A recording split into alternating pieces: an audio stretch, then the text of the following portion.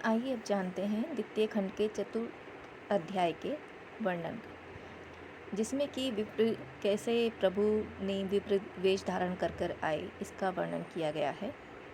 आइए आगे विस्तार में सुनते हैं। उत्सव समाप्त होने पर शिव शिवा अंतःपुर में चले गए। तभी उनके द्वार पर दीनहीन कुत्सित ब्राह्मण आकर पुकारने लगा, शंभो, हे सर्वकामनादायक प्रभो, हे दीन बंधो, मैं भूख प्यास से अत्यंत व्याकुल एक दीनहीन दुर्लभ ब्राह्मण हूँ। भोजन की इच्छा से ही बहुत दूर से चलकर यहाँ आया हूँ।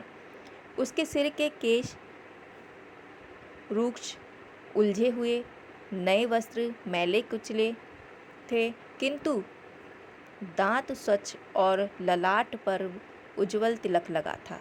उसके हाथ में एक डंडा था, जिसके सहारे खड़ा हुआ पुकार लगा रहा था, अरे शिवजी, क्या कर रहे हो? प्रभो, हे गिरजानंदिनी, तुम्हारे द्वार पर याचक ब्राह्मण भूखा पुकार रहा है और तुम सुनती ही नहीं। भला सर्वसंपत्ति संपन्न माता के रहते हुए उसका बालक भूख से व्याकुल पुकारता रहे, यह कैसी विचित्र बात है। ब्राह्मण की पुकार सुनकर शिव शिवा बाहर निकले। उन्हें देखते ही उस दीन ब्राह्मण के ने उनके चरणों में प्रणाम किया और स्तुति करने लगा, आशुतोष प्रभु, मैं भूख से अत्यंत व्याकुल हूँ तथा आप समस्त धन धान्यों से संपन्न एवं समर्थ हैं। हे दीन बंधु, मेरी इस दशा को देखकर मुझ पर दया कीजिए। हे नाथ, आपके समान कोई दाता नहीं है। हे माता, आपके समान कोई दयावती माता नहीं हो सकती। विप्र के दीनता युक्त वचन सुनकर भगवान आशुतोष प्रसन्न हो गए। उन्होंने पूछा, द्विजवर, आप कहाँ से आ रहे हैं? आपका शुभ नाम क्या है? कृपया सभी बातें बताने का कष्ट करें। करुणामयी शैल नंदिनी ने भी पूछा, वेद पारंगत विप्रश्रेष्ठ, मेरा अत्यंत सौभाग्य है जो आप मेरे यहाँ इतना कष्ट करके पधारे हैं। वस्तुतः आप जैसे अतिथि के स्वागत सत्कार एवं सेवा की बड़ी महिमा कही गई है। ब्राह्मण ने कहा, हे माता, आप तो साक्षात वेदमयी हैं। आप मुझ क्षुधार्त को अन्न प्रदान कीजिए, क्योंकि मैं बहुत दूर से चलकर यहाँ आने का कारण अत्यंत थका हुआ हूँ। वैसे भी मैं उपवास व्रती एवं रोग से पीड़ित हूँ। बस यही मेरा स्वागत सत्कार एवं पूजन है। भगवती शैलजा ने कहा, विप्रभर, मुझे आज्ञा दीजिए कि मैं आपको कौन सा पदार्थ प्रस्तुत करूं। आपकी जो इच्छा होगी वही पदार्थ आपकी सेवा में उपस्थित करने का प्रयत्न करूंगी। आप कुछ बताइए तो सही। ब्राह्मण ने कहा, क्या बताऊं जगजननी, मैं आप पुत्र विहीन माता का ही अनाथ पुत्र हूँ। मुझे ज्ञात हुआ है कि आपने अभी ही व्रतों में सर्वश्रेष्ठ एवं महान पुण्य व्रत का अनुष्ठान पूर्ण किया है। उसके समायोजनार्थ अनेक दुर्लभ सामग्रियाँ इकट्ठी की गई होंगी, अद्भुत पकवान और मिष्ठान बनाए गए होंगे तथा स्वच्छ सुवासित शीतल जल भी पीने के लिए मंगाया गया होगा। मुख शुद्धि के लिए तांबूल भी प्रस्तुत किए गए होंगे। माता, उन समस्त वस्तुओं से मेरा पूजन कीजिए और वे सब पदार्थ मुझे इतने खिलाइए कि मेरा पेट तन जाए। उन पदार्थों को खाकर मैं लंबोदर हो जाऊं। पार्वती जी उस ब्राह्मण की बात सुनती हुई कुछ आश्चर्य से और उसका मुख देखने लगी। तभी ब्राह्मण ने भगवान चंद्रमौली की ओर देखते हुए शैलजा से कहा, जननी, संभवतः आप मेरे वचनों पर विश्वास नहीं कर रही हैं, किंतु मैं जो कुछ कह रहा हूँ वह अक्षरशः सत्य है। आपके प्राणप्रिय पति सब पर शीघ्र ही प्रसन्न हो जाने के कारण आशुतोष कहलाते हैं। वे विश्व में विद्यमान समस्त ऐश्वर्यों के स्वामी होने के कारण सभी कुछ प्रदान करने में समर्थ हैं और आप भी समस्त धनों और यशों की स्वामिनी तथा साक्षात लक्ष्मी स्वरूपिणी होने के कारण समस्त सत्य कीर्तियों को प्रदान करने में समर्थ हैं। इसलिए आप मुझे अत्यंत रमणीय सिंहासन पर विराजमान कराइए। मुझे बहुमूल्य एवं दिव्य रत्न अलंकार पहनाइए, शुद्ध सुंदर वस्त्र धारण कराकर भगवान श्री हरि का देव दुर्लभ मंत्र प्रदान कीजिए। भगवान त्रिलोकीनाथ की भक्ति तथा मृत्युंजय संयक ज्ञान दीजिए। इसके अतिरिक्त हे जननी, सुख देने वाली दान शक्ति और समस्त सिद्धियों की भी प्राप्ति कराइए। पार्वती उसे इस प्रकार देख रही थी जैसे उसकी बातों को समझ ही नहीं रही हो। विप्र भी उनकी भाव भंगी को देखता समझता हुआ कहता चला जा रहा था, माता, मैं तत्पश्चर्या में रत रहने और उत्तम धर्म का पालन करने वाला हूँ। मुझे जन्म मरण और रोग जरा आदि स्पर्श भी नहीं कर सकते, और ना मैं उस प्रकार के कर्मों को करूँगा ही जिनके करने से जन्म, जरा, व्याधि और मृत्यु का प्रकोप हो सकता हो। अब ब्राह्मण ने जगत की असारता पर प्रकाश डाला। जगदीश्वरी, यह जगत आपके आश्रय में रहता हुआ भी असार ही है। जो इसकी असारता को जान लेता है वह व्यामोह में नहीं पड़ता। मैंने जगत की यथार्थता का ज्ञान प्राप्त कर लिया है, इसलिए मुझे इसके कारण भूख, काम, क्रोध, लोभ, मोह व्याप्त नहीं कर सकते। फिर आपकी कृपा होने पर तो जगत के कारण रूप इन विकारों का अस्तित्व नहीं कर सकता। हे माता, आप समस्त कर्मों का फल प्रदान करने वाली हैं। आपने स्वयं नित्य, सत्य और सनातनी होते हुए भी लोक शिक्षा के लिए तत्पश्चर्या, व्रत, उपवास और पूजन आदि कार्य संपन्न किए हैं, और यही कारण है कि आपके अंक में गोलोकवासी पर ब्रह्म परमात्मा श्री कृष्ण प्रत्येक कल्प में प्रकट होकर क्रीड़ा किया करते हैं। शिवप्रिया भवानी कुछ कहना ही चाहती थी कि तभी वे वयोवृद्ध, ज्ञान वृद्ध, तेजोमय मुखमंडल वाले किंतु कुशकाय ब्राह्मण देवता देखते देखते अंतर्ध्यान हो गए। पार्वती जी आश्चर्य से सोच ही रही थी कि यह क्या हुआ, कहाँ गए वे श्रेष्ठ विप्र। उधर वह ब्राह्मण अन्य कोई नहीं, गोलोकपति जनार्दन ही थे, जो अदृश्य रूप से अंतःपुर में प्रविष्ट होकर माता पार्वती की शैया पर नवजात शिशु रूप में जा लेटे, जो अद्वितीय, सुंदर एवं दिव्य तेज से संपन्न थे। सभी दिशाएं उनके प्रकाश प्राप्त करके जगमगा रही थी तथा उनकी रूप छटा भी अद्भुत थी। शुद्ध चंपक वर्णाभः कोटि चंद्र संप्रभः मुग्ध दृश्यः सर्वजने सचशूर रश्मि विवर्धकः अतीव सुंदर तनुः कामदेव विमोहनः मुखम निरुपम विभ्र चछार देन्दु विनिदकमः, अर्थात उसका वर्ण चंपक के समान और तेज करोड़ों चंद्रमाओं के समान था। वह सुखपूर्वक देखने के योग्य और सभी की नेत्र ज्योति बढ़ाने वाला था। उसका शरीर कामदेव को भी मोहित करता था तथा मुख अनुपम और शरद के पूर्ण चंद्र को भी निंदित करने में समर्थ था। उसके सुंदरतम नेत्रों की शोभा के समक्ष को मनोहर कमल भी तिरस्कृत हो रहा था। लाल ओष्ठ पक्व बिंब फल को लज्जित कर रहे थे। इधर तो उनकी शैया में विद्यमान त्रिलोक्य भर में अनुपम शिशु अपने हाथ पांव उछाल रहा था। उधर पार्वती जी को उस ब्राह्मण के सहसा अदृश्य हो जाने से बड़ा दुख हुआ। उन्होंने त्रिलोचन प्रभु से कहा, प्राणनाथ, उस अतिथि ब्राह्मण को तो देखिए, वह कहाँ चला गया। घर के द्वार पर आए हुए अतिथि का द्वार से निराश होकर लौट जाना शुभ नहीं होता। वह भूख से पीड़ित हुआ अतिथि बिना कुछ प्राप्त किए चला गया। तभी आकाशवाणी सुनाई दी, जगजननी व्याकुल न हो, वे तो स्वयं परात्पर ब्रह्म ही थे, जो तुम्हारे पुत्र रूप में से पर्यंक से में क्रीड़ा कर रहे हैं। देखो, तुम्हारे द्वार पर कोई अतिथि ब्राह्मण नहीं वरन साक्षात जनार्दन ही पधारे थे। यह सब तुम्हारे द्वारा किए गए महान पुण्य व्रत का ही प्रभाव था। अतः तुम तुरंत अपने घर जाकर करोड़ों कामदेवों को तिरस्कार करने वाले रूप लावण्य युक्त राशि अपने पुत्र को देखो। आकाशवाणी सुनकर पार्वती स्वस्थ चित्त हुई और उन्होंने भीतर जाकर अपने पुत्र को देखा। वह अत्यंत सुंदर एवं तेजस्वी था। उसके दिव्य अंगों से जो अनुपम तेज निकल रहा था, उससे समस्त अंतःपुर प्रकाशमान हो रहा था।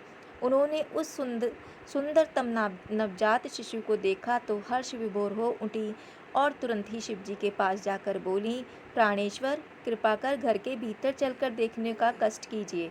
हे नाथ, आप जिस सदा फलदायक स्वरूप का ध्यान किया करते हैं, उसी के पुत्र रूप में दर्शन कीजिए। पार्वती से पुत्र के प्राकट्य का संवाद सुनकर समस्त हर्षों के आश्रय स्थान भगवान आशुतोष अत्यंत हर्षित हुए। उन्होंने शैया पर लेटे हुए अपने पुत्र को देखा, जो छत की ओर एकटक निहार रहा था। शशिभूषण उस अत्यंत अद्भुत रूप को देखकर आश्चर्य से सोचने लगे, अरे, यह शिशु तो उसी मूर्ति का प्रतिरूप है जिसका मैं सदैव ध्यान किया करता हूँ। अवश्य ही ये परमात्मा मेरे पुत्र में व्यक्त हुए हैं। उन्होंने पार्वती से कहा, प्रिय, तुम्हारा सौभाग्य है जो ऐसे अद्भुत पुत्र की तुम्हें प्राप्ति हुई है। जगजननी ने अपने प्राणनाथ की बात के अनुमोदन स्वरूप शिशु को तुरंत ही गोद में उठा लिया और वह उसका मुख चूमती हुई बोली,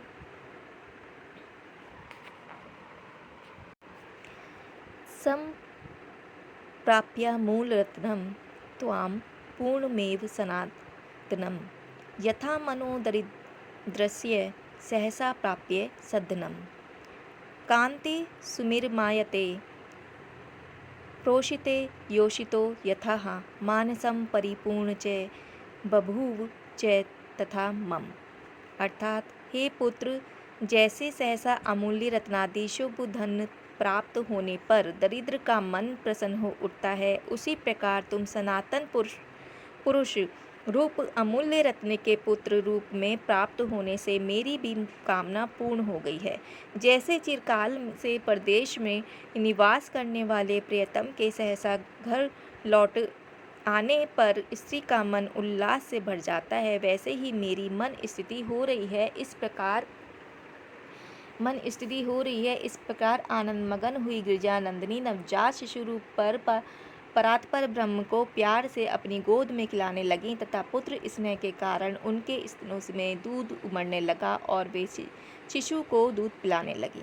तदुपरांत भगवान त्रिलोचन ने अत्यंत मुदित मन से पार्वती जी से अपने पुत्र को ले लिया और गोद में लिटाकर खिलाने लगे। उन्होंने मन ही मन नमस्कार करके निवेदन किया, प्रभो, आपने मेरी चिर प्रतीक्षित साधना पूरी कर दी है। आपकी इस कृपा से मैं सब प्रकार से धन्य हो गया हूँ।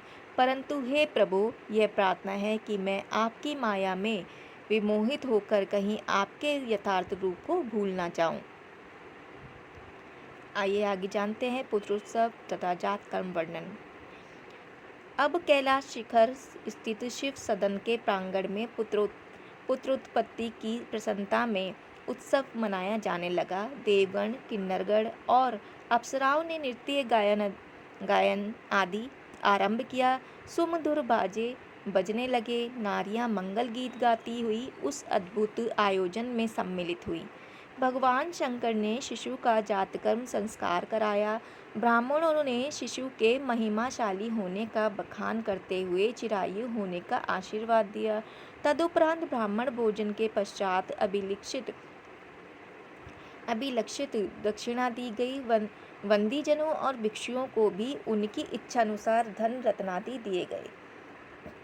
हिमाचल के ने अपने दोहित्र के जातकर्म संस्कार उत्सव के अवसर पर ब्राह्मणों को 1,00,000 विशिष्ट रत्न, 1,000 श्रेष्ठ गजराज, 3,00,000 दिव्य तूर्ण, 10,00,000 कपिला गौएं, 5,00,000 स्वर्ण मुद्राएं एवं बहुत सारे हीरे मोती जवाहरात बहुमूल्य रत्न अलंकार एवं वस्त्रादि प्रदान किए। उस अवसर पर भगवान विष्णु ने भी हर्ष में भरकर प्रमुख दिव्य मुनियों का पूजन किया और कौस्तुभ भमणी दान में दे दी। फिर पार्वती के पुत्र रूप में परब्रह्म के प्रकट होने के उपलक्ष्य में उन्होंने वेद संहिताओं और पुराणों का पाठ कराया और अनेक मांगलिक कार्य कराए। ब्रह्मा जी ने भी उस उत्सव में भाग लेकर ब्राह्मणों को अत्यंत दुर्लभ वस्तुएं दान की तथा नवजात शिशु को आशीर्वाद दिया। देवराज इंद्र ने भी दिव्याभरण दान दिए। फिर अनन्य देवताओं, गंधर्वों, पर्वतों आदि ने भी दान में अद्भुत वस्तुएं दी। सूर्य और धर्म ने तथा देवियों ने भी विविध पदार्थों के दान दिए। इस प्रकार से उस ब्राह्मणों को जो वस्तुएं दी गईं, उनके मूल्य का अनुमान किया जाना भी असंभव था। भगवती गायत्री, सावित्री, शारदा, रमा, ब्राह्मणी आदि ने भी दुर्लभ वस्तुओं का दान दिया था। स्वयं माता पार्वती जी ने भी असीमित धन और गवादी पशुओं एवं वाहनों का दान कर दिया। कुबेर ने भी ब्राह्मणों को बहुत सा दान प्रदान किया। इस प्रकार भगवान शंकर के यहाँ पर ब्रह्म परमात्मा के पुत्र रूप में प्रकट होने पर समस्त देवताओं ने आनंदोत्सव मनाया और बालक के मंगलार्थ जो कुछ दानादि की क्रिया की जा सकती थी वह सब की गई। सभी ने ब्राह्मणों को दान दिए और फिर बालक को चिराहु होने का आशीर्वाद दिया। ब्रह्मा जी बोले, वत्स, तुम यथाशीघ्र यशस्वी बनो और समस्त देवताओं में प्रथम पूजा के अधिकारी हो। विष्णु ने कहा, शिशु, तुम चिरंजीवी रहो, ज्ञान में अपने पिता शिवजी के समान और पराक्रम में मेरे समान हो। तुम समस्त सिद्धियों के अधीश्वर भी होंगे। धर्म ने कहा, तुम सदैव धर्म में स्थित रहो, तुम्हारे द्वारा कभी कोई अधर्म कार्य ना हो, वरन जो अधर्म करने वाले हों उनके विनाश में सदैव तत्पर रहो। इंद्र ने कहा, बालक, तुम देवताओं के सदैव रक्षक रहो, विवाद उपस्थित होने पर देव पक्ष का समर्थन करो और असुरों एवं दुष्कर्मियों को उत्पीड़ित करो। इस प्रकार अपनी बुद्धि के अनुसार लक्ष्मी, सरस्वती, सावित्री, शिव, हिमालय, मेनाक, पृथ्वी एवं पार्वती ने भी इस नवजात शिशु को आशीर्वाद दिया और उसके ऐश्वर्यवान बुद्धि एवं सिद्धि निदान, विद्वान एवं पुण्यमान होने की मंगल कामना की तथा मनोहर रूप, लावण्य संपन्न पत्नी, महान कवित्व, शक्ति धारण एवं स्मरण शक्ति की प्राप्ति का वर प्रदान किया। फिर यह कामना व्यक्त की कि वह हरि भक्तों एवं और सज्जनों का शरणदाता, विघ्ननाशक, धर्म के समान स्थिर, शिव के समान परम योगी, समस्त प्राणियों पर दया करने वाला, मृत्यु पर भी विजय प्राप्त करने वाला, सभी कार्यों में परम निपुण, वेदांगों में पारंगत एवं सिद्धि कामियों में सिद्धिदाता बने। इस प्रकार देवताओं और देवियों द्वारा शुभकामनाएं एवं आशीर्वाद दिए जाने के पश्चात समागत ऋषियों ने भी अनेक प्रकार के शुभ आशीर्वाद प्रदान किए। फिर सभी ब्राह्मणों ने भी हार्दिक रूप से शुभाशीष दी और वंदीजनों ने भी अपनी अपनी ओर से मंगल कामनाएं व्यक्त की। तदुपरांत भगवान श्री हरि, कमलाहसन ब्रह्मा, आशुतोष शंकर एवं अन्यान्य समस्त देवगण यथोचित स्थानों पर विराजे। मुनिजनों को भी उनके तदनुसार उच्चासन दिए गए। इस प्रकार वहाँ अद्भुत समाज जुड़ा और सभी आनंदपूर्वक सभा की शोभा बढ़ाने लगे। यह था गणेश पुराण जी का द्वितीय खंड के चौथे अध्याय का वर्णन। 5वें अध्याय के साथ फिर से हाजिर होंगे। तब तक के लिए जय गणेश जी, जय गुरु जी।